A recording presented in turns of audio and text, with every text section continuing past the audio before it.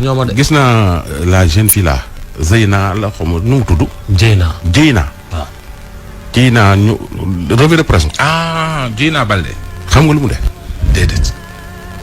am na daal lu journaux yi bind. Jeyna dafa yëg doon génn ak benn booy xaw ma day rap xaw ma booy ko sant fa. mooy Bril Fight. daanaka kër ndaw waa ji la dëkkoon daanaka. moom kan Jeyna. waaw mu yor caabi. Jeyna yor caabi. Jeyna jël xaar ba guddi jot. waa ji di nelaw. mu wax frère am boobu nga xam ne ñu moo àndoon ak kii bi ñuy filmer grand bi yor grand Diop. grand frère am bi nu mu tudd. Alpha xawma la sant xawma Ali Balde wala. Ali waaw côté genre yooyu. moo Ali ànd ak beneen xaritam. ñëw ñu sàcc ñaari téléphone iPhone Pro Max waa ji. caabi oto Chrysler am. xam nga yóbbu ko mu wàcc jox ko frère am bi woowu frère am bi dem. Jeyna ñëwaat tëdd di nelaw. waa ji yeewu gis ni sàcc nañ ko te daajuwuñu bunt tojuñu dara. waa ji xëy suba ñi ndaw si ni ko man sax sama portable dañ koo sàccaale moom Jeyna. waa ji dem jëndal ko téléphone mais porté gul woon plainte. xam nga fan la ko waa ji porté plainte. dafa jékki-jékki di jot ay menaces. Jeyna ak frère am boobu. dañoo jël ay tigo puce tigo firi def ko ci téléphone mbindaan ma. mbindaanu Jeyna ñaari mbindaan la am. mais kenn ka la jël téléphone am def ci puce bi commencé ñuy chantage waa ji. ci portable waa ji dafa am ay vidéo waa ji yu ci fa nekk. ak yeneen i xale yi jigéen. te nañ vidéo yeen na mu demee. naka su teggunuwul daal. ñu jël vidéo yooyu nag di ko yónnee waa ji di ko ci chantage. naan ko soo ñu defalul lii dañuy publier vidéo yi di ko ci chantage di ko ci chantage ba waa ji porté plainte. bi waa ji porté plainte nag bi ñu toppee enquête bi Jeyna dañoo sàccaale téléphone am mais ñoo ngi gis ni Jeyna mi ngi woote téléphone ci téléphone am.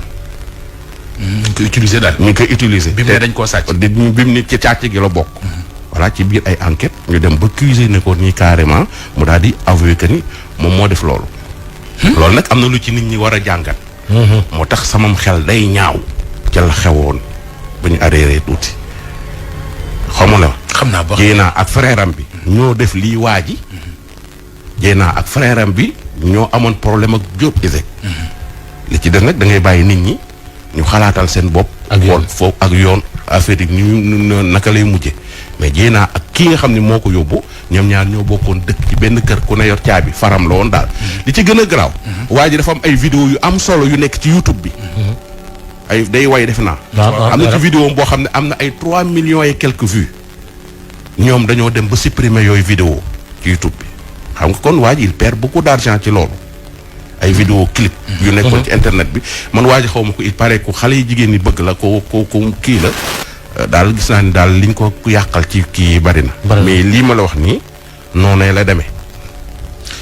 en tout cas mi ngi gàkkal deram booy rappeurs yi bees yu rafet yooyu rek. mi ngi ngeen topp leen waaw xale yi voilà. mi ngi gàkkal deram moom Jeyna Balde.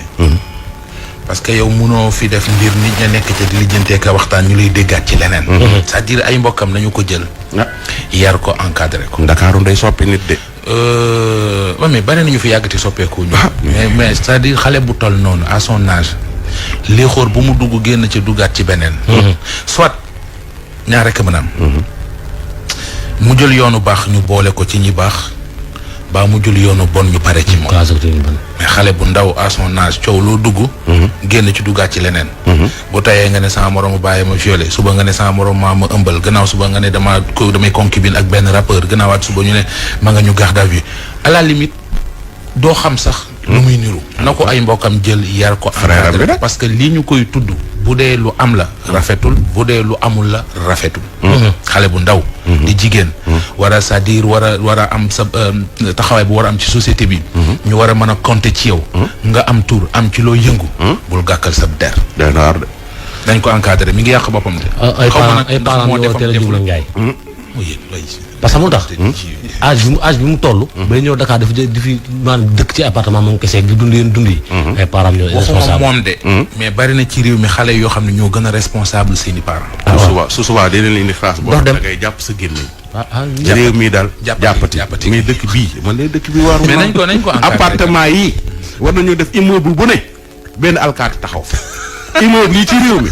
war nañoo immeuble bu ne naa xaw ma de.